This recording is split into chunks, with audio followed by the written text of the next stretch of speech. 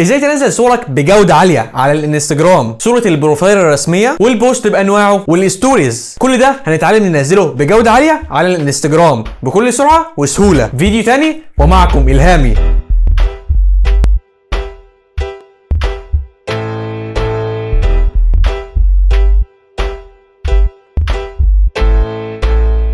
السلام عليكم، ازيكم يا جماعه الخير، عاملين ايه؟ واهلا بيكم في فيديو تاني ومعكم إلهامي. ناس كتير بتشتكي ان صورها في الجاليري بتبقى جودتها عاليه، التفاصيل والحده والالوان. فالناس دي لما تيجي تنزل صورها على الانستجرام، سواء كانت صوره البروفايل، البوست بانواعه، او الستوريز فيديو او صوره، جودتهم بتقل، حرفيا جوده الصوره بتضيع. حاجه رخمه قوي، خصوصا انك تعبت في تصوير صورك وتعديلها ومهتم بادق التفاصيل، وفي الاخر الانستجرام يقلل جوده الصور بتوعك. فالسؤال المهم واللي بيطرح نفسه واللي كتير من الناس بتساله وعايزه تعرف اجابته، ليه الانستجرام بيقلل جودة الصور سواء كانت صورة البروفايل، البوست بانواعه، او الستوريز صورة او فيديو؟ بص، انت لو بحثت في الموضوع هتلاقي الموضوع معقد شوية، كل واحد بيشرح الموضوع من وجهة نظره وكل واحد على كلام. بس انا مهمتي في الفيديو ده اني اقول لك على الخلاصة وبالدليل. الاجابة بكل بساطة يا صاحبي ان الانستجرام بيطلب جودة معينة لصوره، وانت صورك في الجاليري بتبقى جودتها عالية، فبالتالي انت لما تيجي تنزل صورتك على الانستجرام بيضطر ان هو يضغط صورتك عشان يعرف ينزلها، فبالتالي جودة الصورة بتقل. فانا في الفيديو ده هقول لك ازاي تخلي حجم الصوره بتاعتك على نفس الحجم اللي بيطلبه الانستجرام، سواء كانت صوره البروفايل الرسميه او صوره البوست بانواعه او الستوريز فيديو او صوره. لا هنخلي حجم الصوره بتاعنا اكبر من اللي طلبه الانستجرام او اقل من اللي طلبه الانستجرام، عشان الانستجرام ما يتدخلش، احنا مش عايزينه يتدخل حرفيا، وده اللي هنتعلمه النهارده ان شاء الله. والمناسبه انا عملت فيديو بتكلم فيه عن ازاي تنزل صورك بجوده عاليه على الفيسبوك، ممكن تشوفه من الاي اللي فوق، شرحت فيه كل حاجه للناس اللي بتحب تنزل صورها على الفيسبوك. فلايكك وسبسكرايبك، وما تنساش تفعل الجرس عشان يوصلك كل جديد، وده الانستجرام والفيسبوك بتوعي. تشرفني وتنورني متابعتك يا صاحب الوجه السلماني. وبدون كلام كتير يلا نبدا. واول حاجه هنتكلم عنها وهي صوره البروفايل الرسميه. لو دخلنا دلوقتي عند مركز المساعده في انستجرام كده وكتبنا حجم صوره الغلاف، هتلاقي كاتب لك شويه كلام كده، الحجم الموصي بيه لصوره الغلاف بتاعتك وهو مش عارف ايه في ايه بكسل، ونسبه العرض للارتفاع ايه في ايه، وشويه كلام كده. يعني فيما معناه بكل بساطه ان لازم حجم صوره البروفايل بتاعتك تبقى حجم معين، واللي هو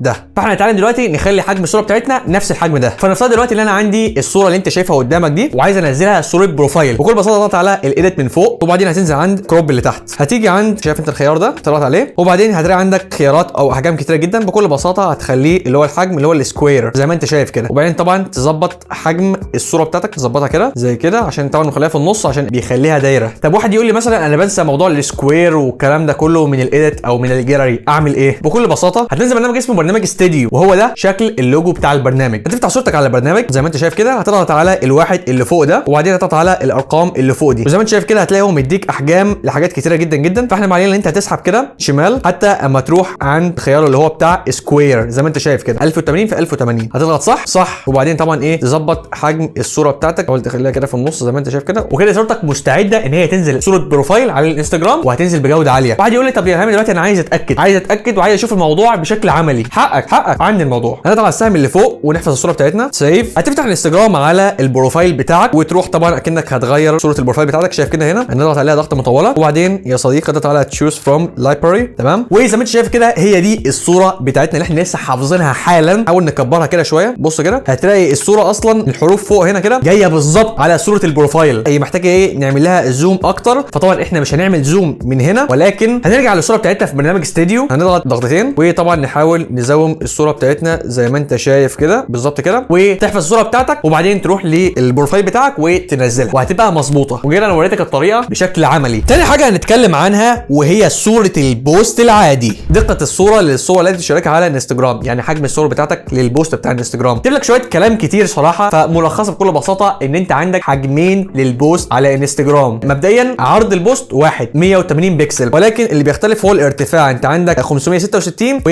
1350 حجمين. بص بيقول لك هنا ايه، لو نزلت الصوره بتاعتك باي حجم من الحجمين دول فاننا نترك هذه الصوره بدقتها الاصليه، ولكن انت لو نزلت الصوره بتاعتك بجوده اعلى او اكبر هيضغطها عشان ينزلها بالحجم المطلوب، فبالتالي جودتها هتقل. قال لك واذا كانت نسبه العرض الى الارتفاع لصورتك غير مدعومه، او بمعنى اصح يعني اصغر من الحجم اللي هو طالبه، فهو هيضطر ان هو يزوم عشان يعرف ينزلها بوست عندك باي حجم من الحجمين. فاحنا بكل بساطه هنتعلم دلوقتي ننزل صورنا على الانستجرام بالحجمين، بس هو طبعا كتب كاتب لك تحت شويه نصائح عشان تنزلها بجوده عاليه. اول نصيحه هنا قال لك قم بتنزيل احدث اصدار من تطبيق انستجرام، يعني اتاكد ان انت عامل ابديت لتطبيق الانستجرام بتاعك. وتاني حاجه بيقول لك قم بتحميل صوره مش عارف ايه، يعني بيقول لك يعني ننزلها بحجم من الحجمين. وثالث نصيحه ودي الاهم بيقول لك تاكد من استخدام هاتف بكاميرا ذات جوده عاليه، لان جوده الكاميرا تختلف باختلاف الهاتف. يعني بمعنى بيقول لك لما تيجي اتصور بايفون وما تتعبناش معاك، لا طبعا اتصور باي تليفون انت عايزه، بس تاكد ان الصوره بتاعتك بجوده عاليه. هتفتح صورتك على برنامج استوديو، شوف دلوقتي الحجمين بتوع بوست انستجرام، هتضغط على الواحد اللي فوق كده الارقام اللي فوق وهتسحب الشاشه، هتلاقي انت عندك حجمين. ايه هو بقى الحجمين دول؟ بص كده الحجم ده والحجم ده اللي هو اللاندسكيب والبورتريت. ولو ركزت كده هتلاقي ان العرض واحد 1080 و1080، لكن بص هنا كده بيقول لك 1350 1350. نروح عند اللاندسكيب تلاقي 1080 العرض الواحد، والارتفاع بص كده 566 ال 566. كل حاجه بالدليل. فانت طبعا اختار الصوره اللي انت عايزها، اختارها والله لاندسكيب، وطبعا ايه تظبطها زي ما انت شايف كده عشان تنزل اعلى جوده ممكنه بالظبط كده. ممكن تختار هنا انا عايز اخليها بورتريت، طلعت صح. هظبط حجم الصوره بتاعتي زي ما انت شايف كده، ممكن مثلا نخليها والله كده وتنزل باعلى جوده ممكنه. ثالث واخر حاجه هنتكلم عنها وهي الستوريز، سواء كانت صوره او فيديو. حجم الاستوري معروف، وهو بكل بساطه تفتح الصوره اللي انت عايزها مثلا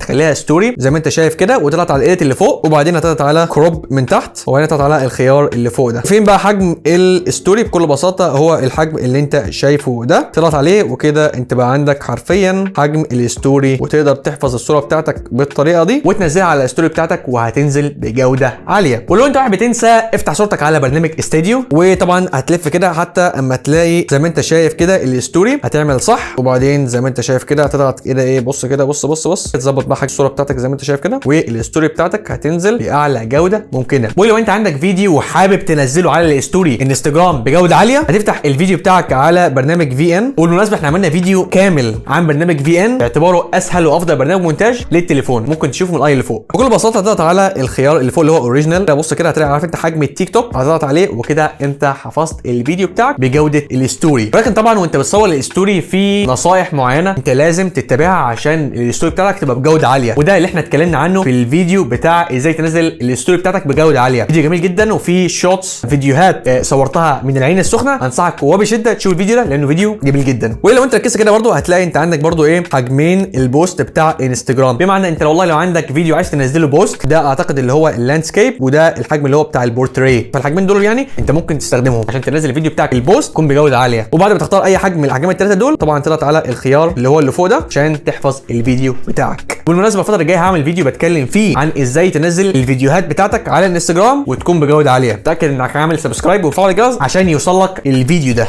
وبس كده، ده كان فيديو النهارده، اتمنى يكون عجبكم وتكونوا استفدتوا. ولو حابين اعمل فيديو عن موضوع معين اكتبوا لي في الكومنتس وانا بقرا كل الكومنتات يا اصحاب الوجوه السينمائيه. وكان معاكم الهامي واشوفكم في فيديو تاني.